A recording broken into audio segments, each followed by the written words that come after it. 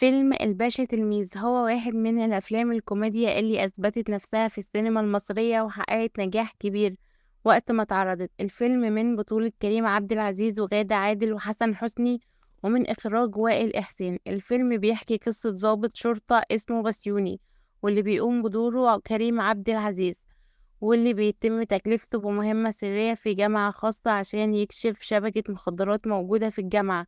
لكن عشان يدخل وسط الطلاب وما يكشفوش، بيقرر يتنكر في شخصية طالب جامعي. القصة بشكل عام، بسيوني واللي بيقوم بدوره كريم عبد العزيز بيشتغل ضابط شرطة شاطر، وفي يوم من الأيام بيجيله تكلفة بمهمة جديدة. المهمة دي مش بسيطة، لأنه لازم يدخل جامعة خاصة علشان يكشف عصابة بتروج مخدرات وسط الطلبة.